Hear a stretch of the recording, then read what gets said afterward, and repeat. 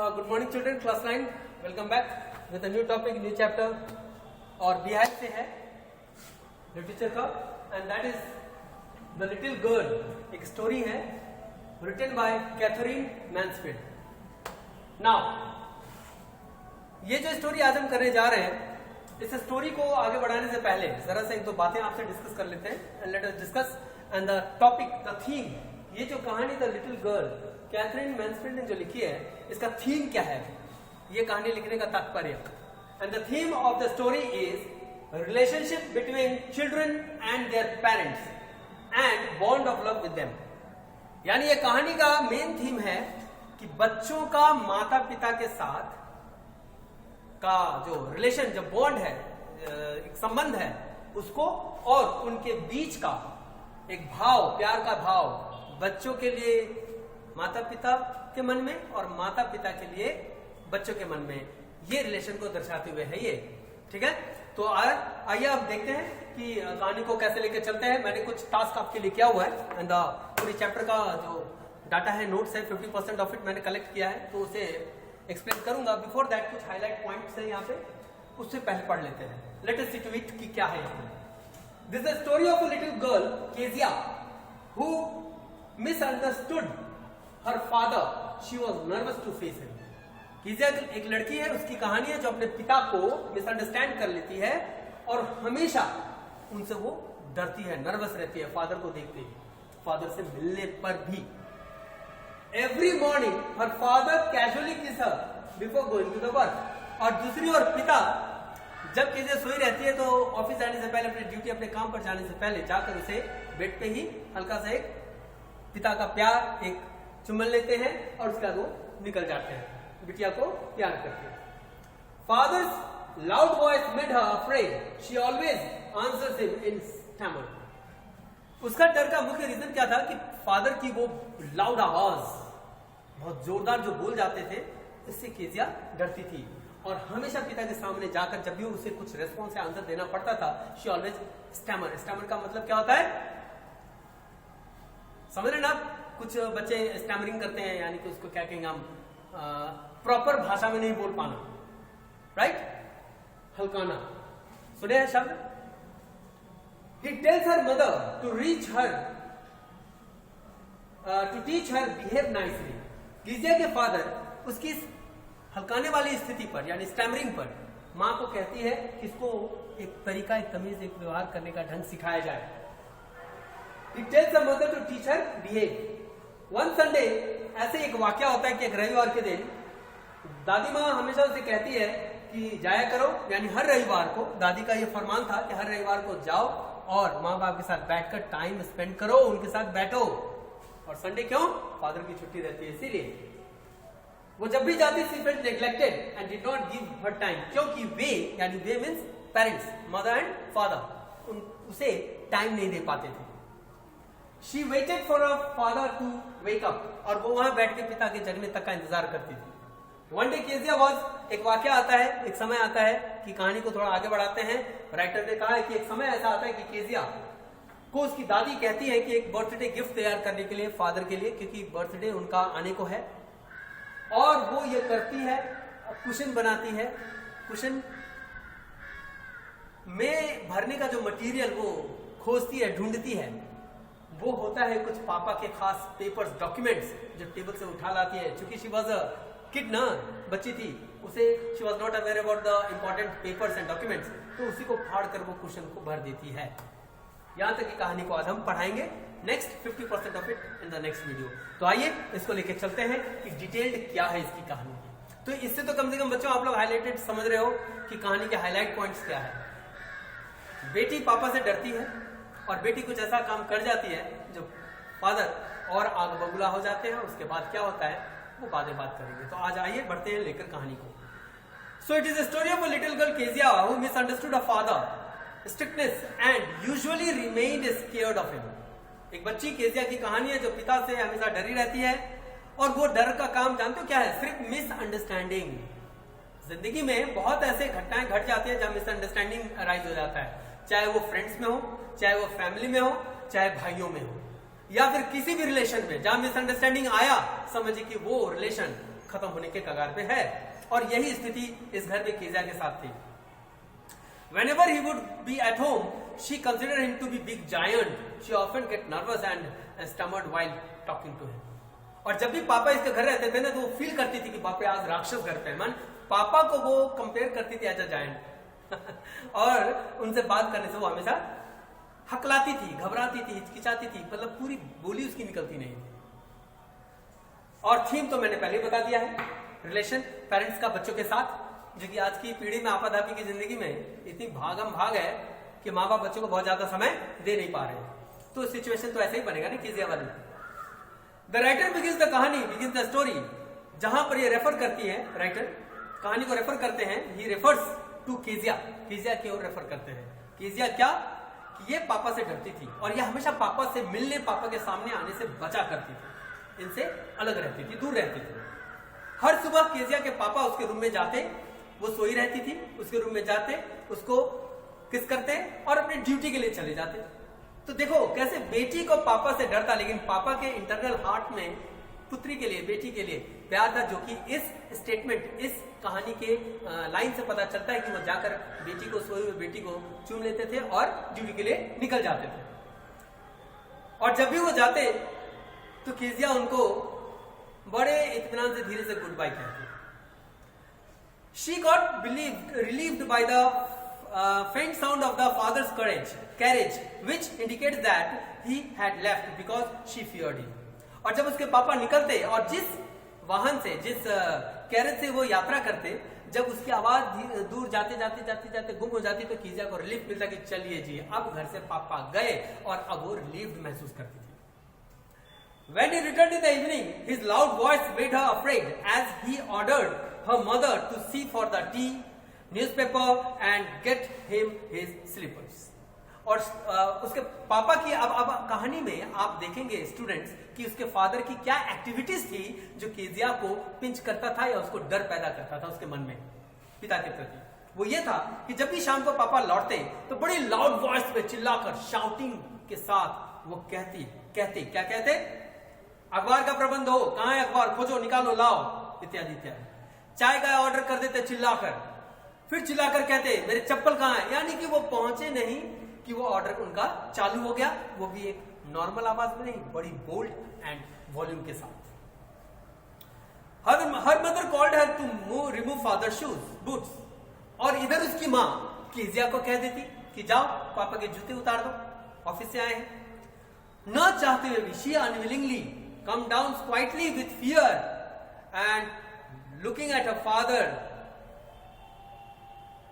puts off his boot.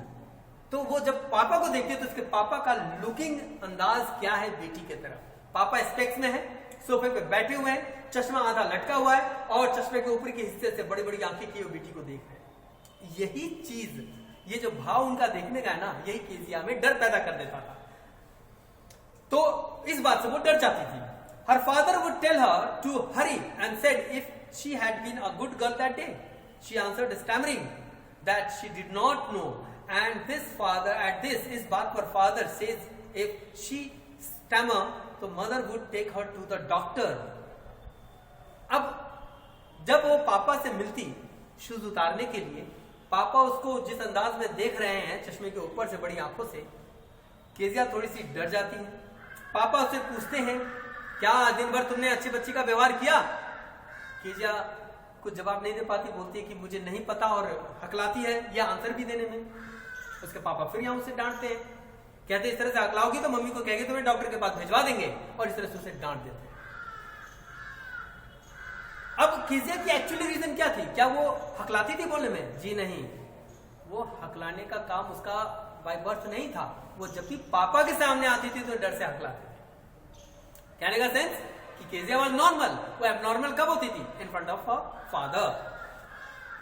चलिए बच्चों कहानी को आगे बढ़ाते हैं। यहां तक तो हम पहुंचे कि कीजिया फादर से डर रही है फेस करने से, और क्यों, क्या एक्टिविटीज वो नजर आ रही है। He looks at her and asks why she was unhappy, as if she was about to end her life. Tells mother to teach her behave nicely. He hands her the teacup and asks her to place it on the table. कीजिया के पापा जब उसे देखते हैं, उसे कहते तुम दुखी लग रही हो, क्या कारण है तुम्हारे दुखी होने का, और तुम्हें देख के ऐसा लग रहा है तुम मरने वाली हो आज। मतलब उनका बात करने का शैली भी थोड़ा सा रूड जैसा दिख रहा है यहाँ पर, ये जो स्टेटमेंट्स दिए गए हैं बाय द राइटर। और वो उसकी माँ को कहती है, केजिया का माँ को कहती है कि इसको थोड़ा सा व्यवहार करना सिखाओ, और ये कहते हुए स्ट्रिक्टली उसको कप देते हैं चाय का और कहते हैं टेबल पे रखने के लिए। Kezia felt that he was like a giant, big hands, neck and specially mouth when he yarn. Kezia ये सारी चीजों को जिस तरह से देखती है वो फील करती है कि उसके पापा नहीं एक जायंट बैठे हुए हैं, राक्षस, बड़ी बड़ी हाथ, मोटा सा नेक, और खास करके मुंह बहुत बड़ा सा जब वो उबासी लेते, यौनी उबासी। अब यहां तक तो केजिया ने अपने फादर का डिस्क्रिप्शन दिया कि केजिया के मन में या दिमाग में उसके पापा के लिए क्या चित्रण चल रहा है, यानी कि उनको वो केजिया को वो कैसा लगते थे because of fear. On Sundays grandmother sent her to have a formal talk to her parents in the drawing room, but she found her mother reading newspaper and father busy sleeping and snoring on the sofa with hanky on her face. This shows that she felt neglected as they did not spend time with her. और घर का routine रिवाज था कि दादी माँ हमेशा Sunday के संडे केजिया को भेज देते थे कि जाओ माँ बाप नीचे बैठे हुए ड्राइंग रूम में, उनके साथ बैठ के वक्त बिताओ। लेकिन जब भी केजिया जाती थी, एक तो वो जाने नहीं चाहते थे, लेकिन दादी का ऑर्डर मानकर जब भी जाती थी तो वो नजारा क्या देखती थी कि पापा सोफे पे पसर गए, सो रहे हैं, चेहरे पर रुमाल है यानी मुंह ढका हुआ, और उनके खर्राट की आवाज आ रही है, स्नार्लिंग उसी को कहा गया। दूसरी ओर माँ बैठी हुई है, न्यूज़पेपर पढ़ रही है, यानी पिता भी अनजान है, माता जी भी अपने काम में मग्न है, अखबार पढ़ने में, और बेटी जो आकर वहां खड़ी है माँ बाप से बात करने के लिए, मिलने के लिए, किसी ने उसे न तवज्जो दिया, न वैल्यू दिया, न इंपॉर्टेंस दिया। और ये चीजें केजिया को एहसास दिलाया करती थी कि उसके माँ बाप उसे नजरअंदाज करते हैं, नेग्लेक्ट करते हैं। She sat on the stool and her father was asleep. He woke up, stretched his body and asked the time and looked at her, saying not to stare him like a little brown owl. वो बेचारी असहाय सी बच्ची, डरी हुई सी बच्ची वहां stool पे बैठ जाती, पिता के जगने का इंतजार करती, और कुछ देर में जब पिता जगते तो जकड़न दूर करते टेढ़ा होकर, और बड़ी सी उबासी भरते हाँ करके, और फिर केजिया से कहते कि क्यों ऐसे घूर रही है, ऐसा लग रहा है जैसे कोई छोटा सा उल्लू मुझे देख रहा हो। यानी यहां भी उन्होंने बेटी को उल्लू कहकर संबोधित किया, जो कि केजिया को लग रहा था कि उसके पापा वाकई उसे लाइक नहीं करते, और फादर की यही कुछ एक्टिविटी जो कहानी में अब तक हम देखते आ रहे हैं, केजिया के मन में डर पैदा करता था। जबकि कहानी की शुरुआत में हमने देखा बच्चों, स्टूडेंट्स, कि पापा उसको सही में प्यार करते थे, क्योंकि जब वो सोई रहती थी और ये ड्यूटी जाने को होते थे तो जाकर उसको बेडरूम में जाकर बेटी को प्यार कर लेते थे, चूम लेते थे, तब ड्यूटी जाते थे।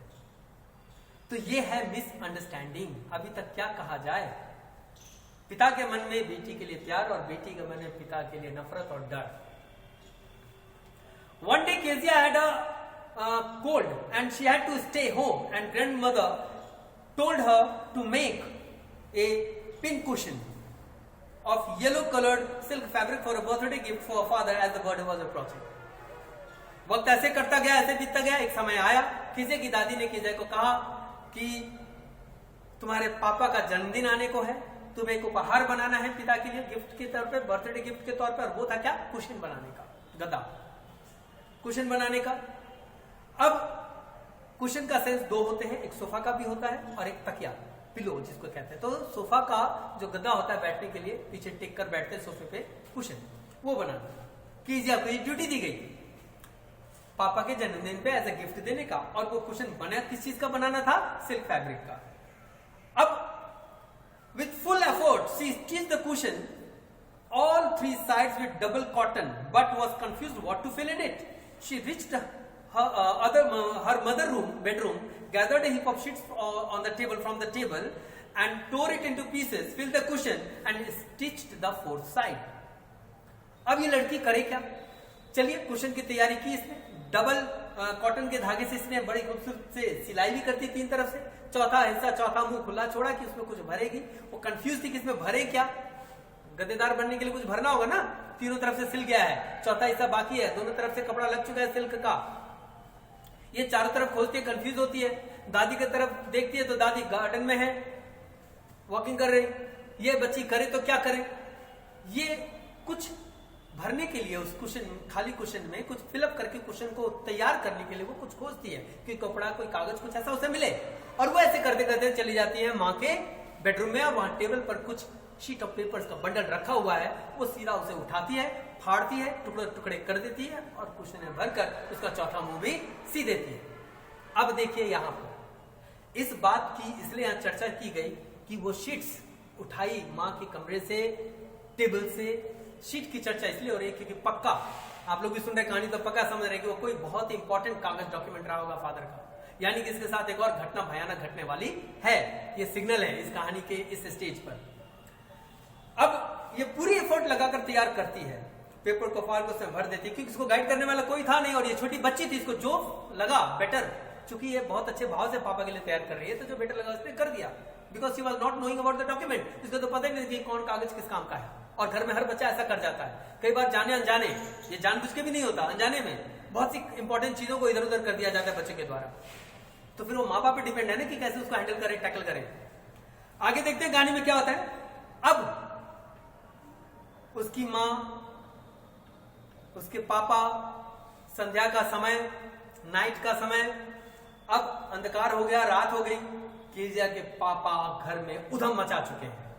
He was on a high of his shouting, बहुत शोर कर रहे हैं, वो चिल्ला रहे हैं, चीख रहे हैं, क्योंकि वो जो कागज उनका एक नहीं मिल रहा था। कुछ डॉक्यूमेंट्स वो तैयार किए थे और वो डॉक्यूमेंट क्या था, उन्होंने एक स्पीच तैयार कर रखी थी पोर्ट अथॉरिटी के लिए। एक स्पीच तैयार किए हुए थे पेपर पे और बहुत मुश्किल से उन्होंने वो मैटर तैयार किया था। उनको अगले दिन जमा करना था स्पीच के लिए, पोर्ट अथॉरिटी के लिए। अब वो पेपर ये खोज रहे, वो मिल नहीं रहा इन्हें। पूरे घर को एकदम सिर पे उठा लिया वो चीख चिल्लाकर। और मैं कहानी सुना रहा हूं और आप सुन रहे तो आप समझ रहे हैं कि वो कागज गया कहां, टुकड़ों में, कुशन के अंदर। It was searched everywhere and mother reach Keziah's room, और उसको हर जगह खोज लिया गया, कहीं मिला नहीं। आखिर में उसकी माँ थक कर केजिया के रूम में गई कि शायद वहां मिसप्लेस्ड हो, चली गई हो। केजिया के यहाँ गई, रूम में गई और वहां खोजी और उसने केजिया से पूछा। केजिया ने कोई गलत कोई झूठ नहीं कहा, उसने जरूर बताया, सच्चाई बता दी कि कुछ कागज उसने माँ के रूम के टेबल से, बेडरूम से उठाकर फाड़कर कुशन में भर दिया है। उसकी माँ तो आग बबूला हो गई। She was ferocious, furious and ordered her to come down the dining room. She was dragged down and father was pacing up and down in that tension. और उसे जब माँ को यह पता चला कि ये कागज फाड़ कर उस कुशन में पैक कर चुकी है पापा के गिफ्ट के तौर पे और सिल के रखी हुई है, उसकी माँ तो एकदम क्रोध से लाल हो जाती है। उससे कहते नीचे चली गई और हाथ पकड़ के सीढ़ियों से घसीटते हुए उसे ड्राइंग रूम में ले आती है, जहां पर उसके पापा, डाइनिंग रूम में, not drawing room, it is dining room, जहां उसके पापा गुस्से में हाथ पीछे किए टू एंड फ्रो, आगे पीछे वॉक कर रहे हैं। यहां पे लाके आपकी कहानी को मैं रोकता हूं, आज की कहानी। इसके बाद की कहानी क्या होगी हम आगे देखते हैं कि पापा फुल टेंशन में, उनका कागज गायब है, बेटी को उसकी माँ घसीटते हुए सीढ़ियों से ले आ रही है हाथ पकड़ के। देखें आगे क्या होता है हमारे अगले एपिसोड में, अगले सेक्शन में। That is the next video very soon. So children, कहानी को सुनिए, लेक्चर्स को सुनिए, इस पॉइंट को नोट डाउन कीजिए। और ये जो थीम ऑफ द स्टोरी है ना, relationship between children and parents, और उनके बीच का लव, इंटरेस्ट लेके पढ़िए। It is a very interesting story. तो मैं यही छोड़ता हूं, नेक्स्ट जो सेक्शन आएगा वीडियो का, उसमें हम कहानी को कंप्लीट कर रहे हैं। Thank you, that's all for the day.